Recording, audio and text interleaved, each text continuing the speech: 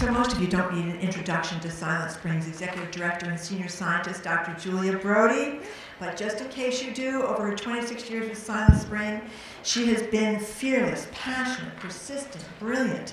As a national leader and expert in environmental chemicals and breast cancer, she has steered this organization through shifting political winds, heat from the industry, and even a global pandemic.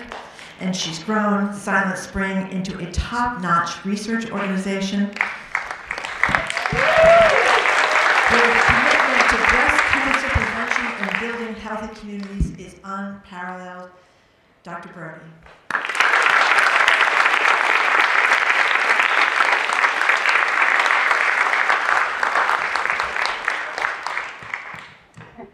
Thank you, Margery, for that lovely introduction.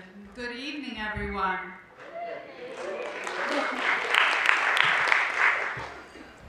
It's wonderful to be together this 60th anniversary of the book Silent Spring, the inspiration for Silent Spring Institute.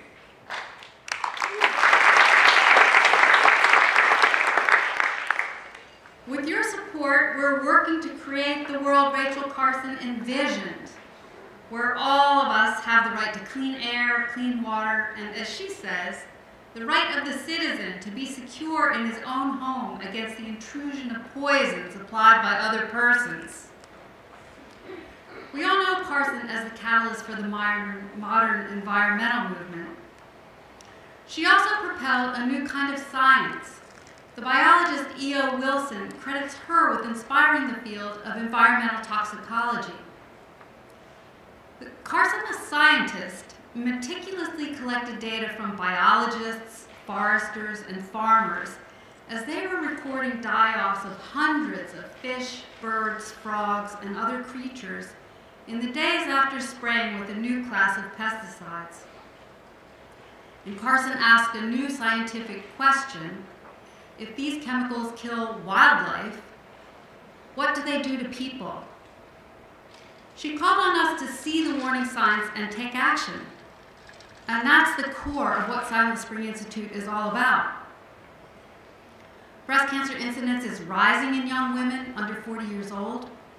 Girls are entering puberty younger, raising their breast cancer risk later on in life. More young mothers are having difficulty breastfeeding.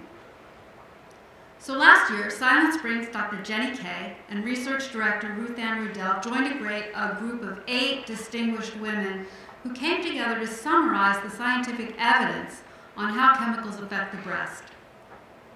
They found evidence that chemicals affect the timing of breast development, impair breastfeeding, increase breast density, and cause breast cancer. And then they proposed specific new testing strategies for manufacturers and regulators to remove harmful chemicals from use.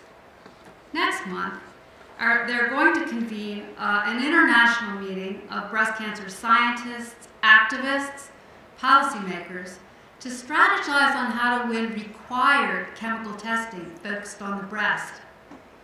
Because, believe it or not, even today, 8 years after the National Institutes of Health finally required animal studies to include females, government scientists still ignore the effects of chemicals on the mammary gland. Is that shocking? But we can all be proud that our Safer Chemicals program is working to change that story. For instance, we recently identified for the first time hundreds of chemicals that cause cells to make more estrogen and progesterone, 2 hormones that we know increase breast cancer risk. The National Institute of Environmental Health Sciences recognized this work as a paper of the year and tapped Ruth Ann Rudell as the lead speaker at their meeting in August on complex exposures in breast cancer.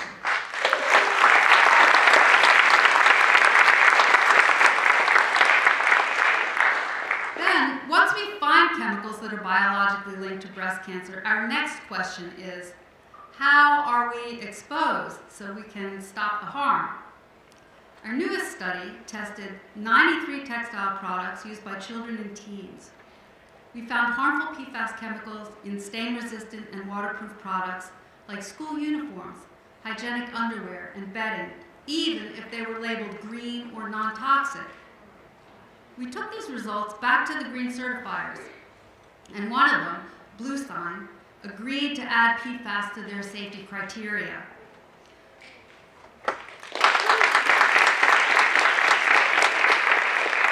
Others have promised to follow suit, and just a couple weeks ago, California banned PFAS in children's products and cosmetics beginning in 2025 and drawing on our research.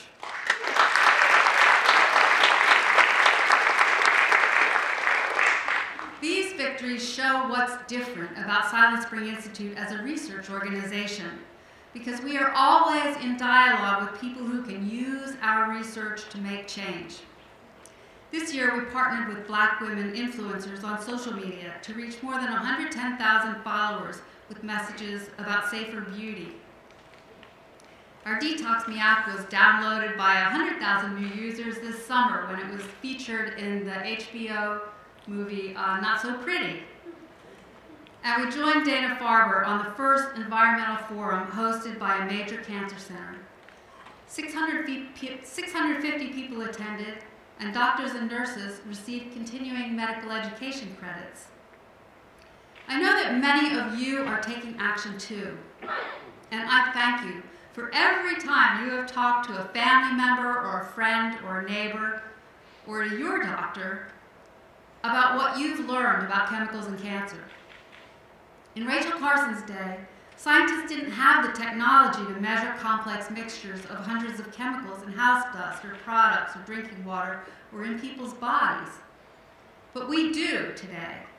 And with your support, we're using those tools to answer the important questions that Carson raised, to ask new ones, and ultimately to create a world where people don't get cancer because of toxic chemicals, a world that will be healthier and more just.